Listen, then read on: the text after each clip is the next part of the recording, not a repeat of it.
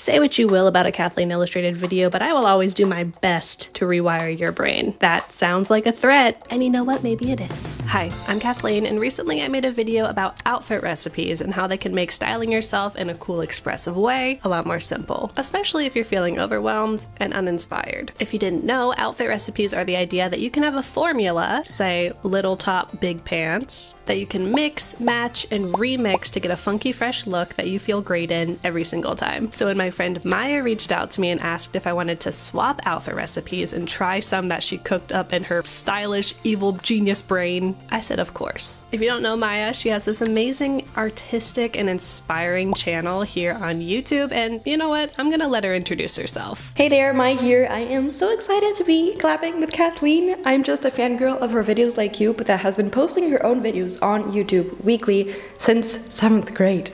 I make street style interviews on my channel in New York and in Europe, and I make lookbooks and trend prediction stuff and little documentaries about fashions, evolution. So yeah, we're gonna be testing out Kathleen's outfit recipes today, seeing if the math will be mathing, and I am gonna get out of my comfort zone and we're possibly gonna create something really cool. So into the video. After you finish with this video, please make sure to go watch her video. It's linked in the description box below, where she's trying out the outfit recipes that I talked about in my first outfit recipes video. Without further ado, let's see what she cooked up for us. So we have 4 outfit recipes from Maya. 2 are classic outfit recipe types, where it's like type of clothing item plus type of clothing item. And then 2 are more, well, you'll see. Starting off, we have baggy plus baggy. If your first thought is, okay, I already know this video is not for me, I don't do baggy clothing, let's take a closer look to what baggy means and how maybe we could redefine it for ourselves. To the closet!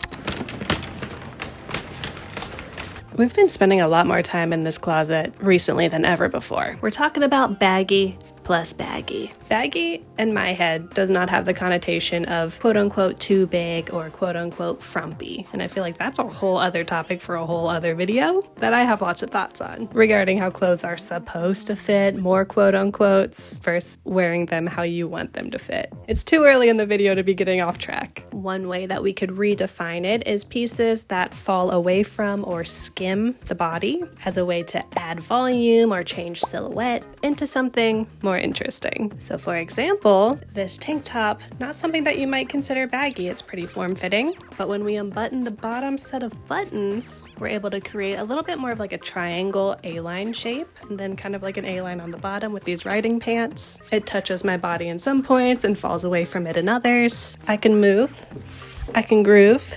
I just realized I'm missing a button. Oops. Another connotation you might have with wearing a baggy outfit is that it's very casual. It's what you wear at home. One way to make it feel more quote-unquote put together, why is there so much quoting and unquoting happening in this video? Or we'll say to make it look more intentional and styled is to keep a cohesive color palette. These easy breezy monochrome sets are really popular right now, and they're super simple to dress up depending on your finishing details like accessories and shoes. So let's try it. This green linen set was hiding in my shame hamper from 2 videos ago, if you haven't watched it yet. Somewhere around here. And I'm so glad I found it. Or refound it. Whoa.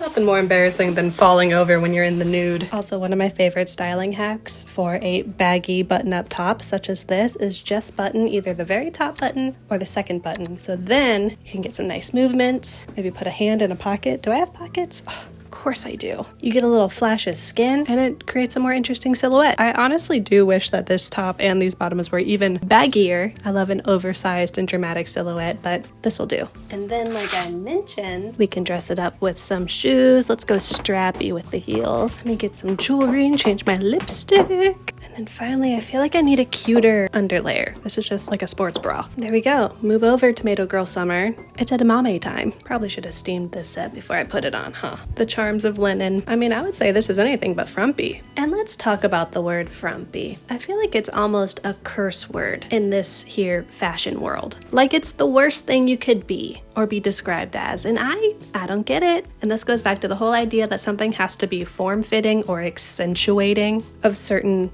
acceptable areas of the body for it to fit correctly, quote unquote, there as well. But again, another topic for another video. Simply put, I don't subscribe. So let's reframe our thinking, people. Let's form some new neural pathways. Say what you will about a Kathleen Illustrated video, but I will always do my best to rewire your brain. That sounds like a threat, and you know what? Maybe it is. So let's move away from the idea of frumpy being a bad thing, but I get it if you feel like the silhouette, the general outside outline of your outfit doesn't have enough contrast. We need some points of interest, and we can do that while keeping the cool, easy breezy baggy look. We're gonna add more angles and more statement. Jelly, bring in the shoulder pads. Okay, you don't have to use shoulder pads if that's not your thing. I feel like I need a skirt with more attitude.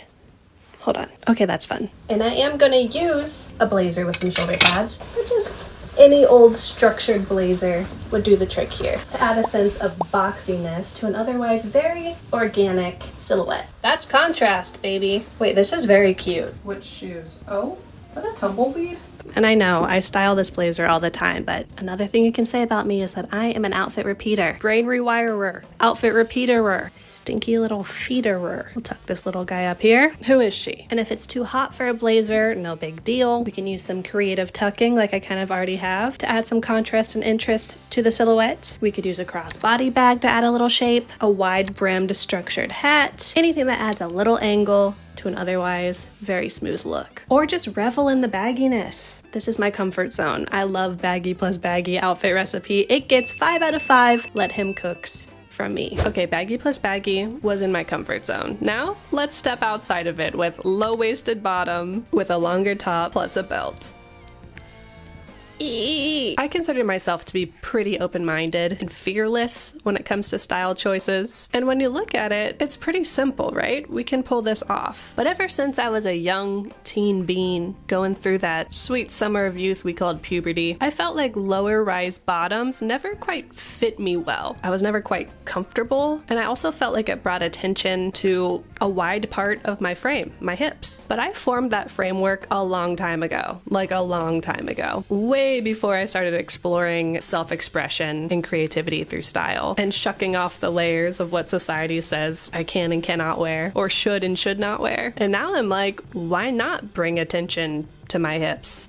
They're awesome. So I'm ready to try this out. But then we also have the longer top, which flies in the face of my well-known favorite type of top, which is tiny top. So we're trying a lot of newness here. Here. Take my paw. We're gonna get through this together. Okay, I'm gonna be honest and say I don't really have many options for low-waisted bottoms. Most of them fit me pretty squarely at the navel level, but this skirt is a little too big, so I think I might be able to pull it down a bit. Okay, moderately low. I feel like this is gonna be very early 2000s in the best way. The shirt is so freaking cool. Optical illusion up top, and it has this awesome kind of straight across cut that adds some nice structure. I feel like the outfits that I've seen that I've really liked that have this low-waisted element almost have a futurism raver type energy. Does that make any sense? And I think one of the details that I like from Maya's example is when the shirt is long and it goes over, but it creates that kind of low-waisted effect, and then we can add a belt. I think maybe I need a skirt that's more fitted. This like fantasy element isn't giving the futurism that I want. I think that's better. Let's throw on those big stompy gray boots again. Whoa. And we can add space buns.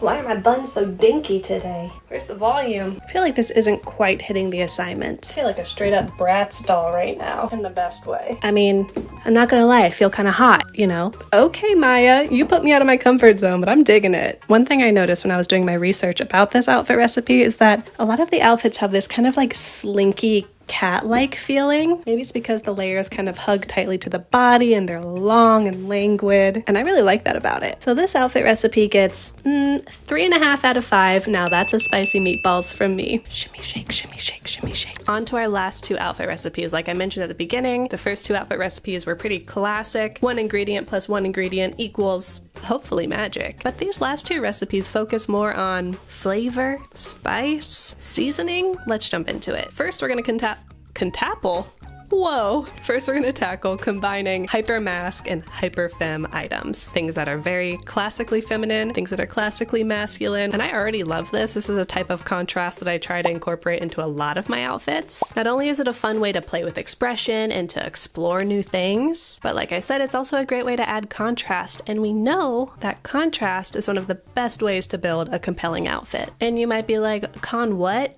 Trast who? What'd that mean? Well, it means combining two things that are super different. And I don't just mean contrast as in pairing, I don't know, big combat boots with extra frilly bows. That's certainly contrast in a more societal sense, but there's also visual and like literal contrast. Maybe we pair coarse, starchy workwear, something very rigid, with a more soft and satiny item. Maybe we have super curvilinear and round blousey sleeves, and we pair that with crisp pleated pants. Crisp pleated pants. Light pastels with dark neutrals. You could say the options are endless. To the closet. So I've already collected some pieces from the closet that are more typically feminine and some that are more typically masculine. Might have stolen some things from Gus's side of the closet. Who's to say? And let's just play. Let's just see what we can do. First things first, I want to do some sort of long layers mixed with some boxier masculine layers. Let's try this. I've never actually button this up to wear like as a dress. There's a long layer. Now let's find some trousers. Camo pants. And then I'm thinking like a big overshirt. Either something kind of sporty or something kind of boxy, like I said. Okay, this is interesting. This is giving less like cool androgynous and more little kid playing dress up. I think it's this pink thing. Not feeling it. Let's switch it up. Okay, we're getting somewhere. I swapped the pink for this very femme floaty nightgown. This is like Neverending Story meets Johnny Tsunami, and I'm very into that. I do wish that this shirt had a little more structure, a little more starchiness to contrast the floatiness of this. Let's try a different one. So good it makes me sneeze. That's fun. Maybe we finish the layering with quote-unquote outerwear. It's a little out there. I'd say I like it, but I don't love it. I want to try to use this vest as a key piece to an alternative outfit. Let's try something else. Okay, we're going a different direction. Frilly, utilitarian, and you know, this is like a very strong, simple base. We could just leave it here, but I want to play with this collar and a little more layering. I've got this sporty little vest. Now that's a collar, baby. Oh my gosh. This is cute. What the heck? What about accessories? What about layers? Just button for me. Do your job. We've got frilly shirt, sporty vest on top, denim vest on top of that. I like how this denim vest almost adds a shoulder pad feeling. It also has this fun oversized energy. I feel like this is an outfit that a Tommy Hilfiger bear would wear. A cool one, like a streetwear bear. New rare aesthetic unlocked. I love this outfit. It doesn't feel super femme to me because the only real traditionally femme detail is the very bottom layer with this collar. Should I try it with a skirt? Let's try it with the skirt. A freedom. Those pants are tight. The silhouette is over the top. I even like the addition of some colorful socks with this look. Or let's try a mini skirt. I mean, yeah, right? Flirty and fresh. I think this is the outfit I'm having the most fun with so far. I mean, now I kind of feel like I'm just gonna go play tennis. Interesting. Hyper masc plus hyper femme outfit recipe. I mean, I'll give it 4.5 out of 5 Striganona's magical pasta cauldrons. And for our last outfit recipe, we have another that focuses more on the flavor of the item and not the literal item type. And we're going off the rails, baby. We're going pattern plus pattern, aka pattern smashing, pattern clashing, pattern slashing. To the closet. Oh, pattern clashing, pattern clashing. One of my very plentiful, tried and true loves. You know, I'm planning to do a whole video about pattern clashing in the near future, so we're not going to dive too much into my theories here, but I will say that I prefer patterns that are larger scale or more graphic. For example, this kind of pattern, not my favorite. A little too fussy, because since this is already kind of like a messy, chaotic outfit recipe, the more kind of crisp the delineation between the two patterns that we choose is, the better. Potentially. You never really know until you put it on. One way is to keep your patterns what I would call analogous. They're similar, whether that's in tone, like these are. It's like a very tans, browns, warms, palette. And they're also similar in the actual pattern. The skirt is like a vague animal print. The top is like a different type of vague animal print. I mean, honestly, I feel like this is kind of fire. A belt, perhaps, to add kind of like a line of demarcation between the two pieces since they are kind of so similar. Ooh. Sorry. Let's try it with some little kitten heels, little strappy strap moment. And one reason I like this combination is that from 50 feet away, you might see me and be like, oh, she's got like a little brown animal print matching set. But when you get closer, sorry about that. You see that? Oh, slightly different, a little playful. But we do have some cohesive elements, like there's some flutteriness in the skirt, there's some flutteriness in the top. I'm actually so into this. I was not expecting that. We could also tuck the top into the belt, make it look more like a dress. I would consider this pretty subtle pattern clashing. Let's take it up a notch and get wild and crazy with it. I'll give you one more tip. Another thing you can do is if you have two different matching sets, then why not do a little mix and match? And that way, you get double the outfits. Pretty cool, right? I think these patterns work particularly well when they are smashed because one, they're a lot larger, the patterns themselves. We've got large graphic elements up top, and then we have a pretty stark window pane grid. And also we have the contrast of just the values. So up here is a lot darker. It's also a lot more saturated. Down here, it's a lot lighter. So there's just light and dark, saturated, not saturated contrast too. Would I consider myself to be feeling very groovy in this outfit? Yeah, I would. I should wear this more often. Well, what'd you think? It seemed like y'all really liked the outfit recipes video that I made a little bit ago, so I'm really glad Maya reached out to kind of dive back in and try some new ones. I feel like I learned a lot about myself, like maybe I don't hate low-waisted items. And now, I have a question for you. Did any of these outfit recipes really ring your bell, tingle your wingle, or are there any outfit recipes that you've been thinking up and trying that you want to share with the community? Pop them down in the comments below. We'd love to read them, we'd love to learn from them, and maybe try them in a future video. The sun seemed to like that idea. Don't forget, Maya's video is linked down below, so please go check it out. And if you're here from Maya's channel, hello new friends, or as she says, beautiful people of the internet, I'm glad that you're here. If you like this video, then please feel free to subscribe. I'd really appreciate it. We're almost to 50K. So close, like so close I can taste it. And it tastes stinky, but in a good way. And you know who else is stinky in a good way? Yeah, I'm talking about you. If you want to keep up with me during the week, you can come hang out on Instagram. And I highly recommend doing that because that means you'll get to see pictures like this for free. I'm gonna get out of here. I have, just an explosion of clothing to clean up in my closet. So wish me luck. Thank you again, Maya. This was so fun. Hope y'all have a great week. I love ya. Goodbye.